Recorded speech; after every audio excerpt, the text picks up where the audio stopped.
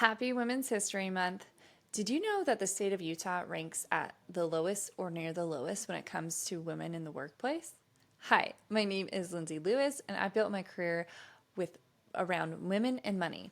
So today I wanted to share a little bit about my experience becoming a certified financial planner professional and working in the financial services industry.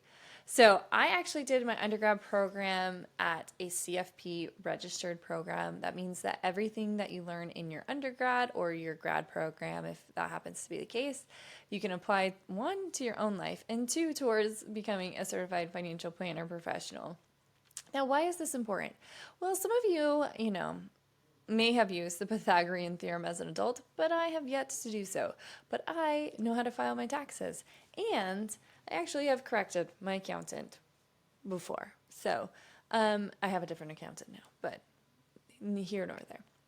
So a couple of things that are really cool about getting a degree in personal financial planning is that, like I mentioned, everything you learn in school applies to your own life. And with all of this craze around financial wellness and literacy and all that stuff, why not do it in a more formal capacity? So, especially for this rising generation, we're, shifting to a minority majority nation by 2050, and we're having, I've seen numbers as high as 100 trillion, 70 trillion, $100 trillion of wealth that are transitioning, and at least 10 to 30 trillion of it are transferring to the hands of women. And there are 10,000 financial advisors that are retiring every year. And they're anticipating that 35 to 40% of total count of financial advisors, which is around 100,000 folks, are going to retire in the next 10 years. And we don't have enough talent to fill those seats. So when I look at, a $70 trillion market plus people retiring, not enough qualified talent, everything applies to my life. And we're switching to a minority majority by the year 2050. No brainer. Great to become a financial professional. So recently I was recognized by my alma mater, Utah Valley University, as their Alumni Impact Award for the work that I do with the women in finance space and the community of women within the state of Utah. So I've hosted an event on campus for the last 5 years called Polished, See Her, Be Her. It is where you can be inspired by women who are like you. Frequently, I go to a lot of events, and some of these women are just like too many steps ahead of me for it to be relatable. And then I would ask for like tangible advice, and they're just like, work hard. I'm like, no, I need to know like exactly how to negotiate a raise. So that was the inception of creating this event. Also, growing up in Utah, there weren't a lot of income producing women outside of the home, meaning you could work from home. But what I mean is, dedicating portion of their time to generating income for their family or for their household. And so I saw this time and time again, or I saw a lot of women who would get married during their undergrad, which I know a lot of you are like, wait, people get married during their undergrad? And I'm like, yes, it happens in Utah. But the amount of women who would actually complete their degree after getting married the statistics are dismally low. And then you have a lot of people in Utah that are staying in Utah once they graduate from Utah Valley University. So it's around like 70 to 80% of the students stay within the state. I happen to relocate to the East Coast, but that is an anomaly. So I recently got this award, and I wanted to show you. Look at this giant thing. Yeah. I think it could impale someone. It is really sharp. It's also like pretty heavy. So I got this award. I don't want to just show you this award. I want to tell you why it's important. Because there aren't enough women in this industry. And recently, there is a post. There is a lawsuit for a woman that felt like she was discriminated and was discriminated against based on the information that we have.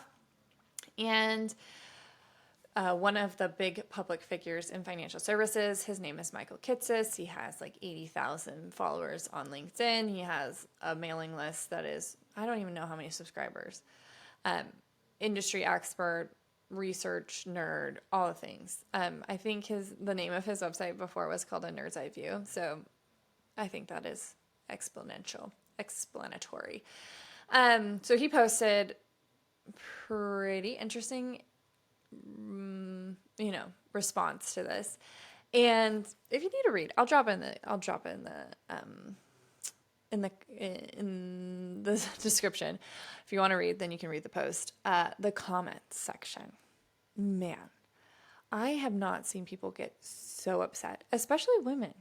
And women competing against women and getting mad at women and mad at him and mad at the whole situation and thinking that this woman's making it up. It's like, dude, the Me Too movement was a decade and a half ago, and yet we're still here.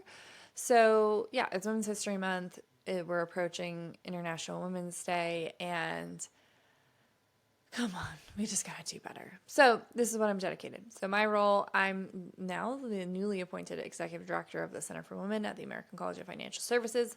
We help advance, promote, and advocate for women in financial services through education, thought leadership, and research.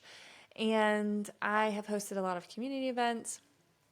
Anyway, travel all over the country advocating, talking to constituent leaders and partners around, what they're doing for women. Anyway, needless to say, based on this article,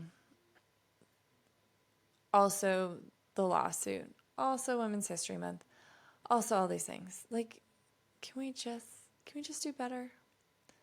So, yes, there's definitely work to be done, and I am dedicated to that. If you're ever interested in learning more about financial services, even though, there's some stuff in here that needs improvement, oh, that's such a great opportunity for a job. So, anyway, just rant over.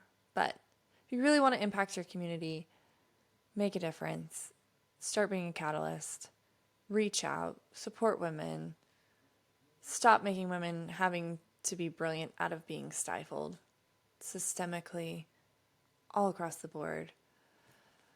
Hope you have an amazing Women's History Month, and next time we'll talk about something a little bit more fun. Okay, bye. I love you.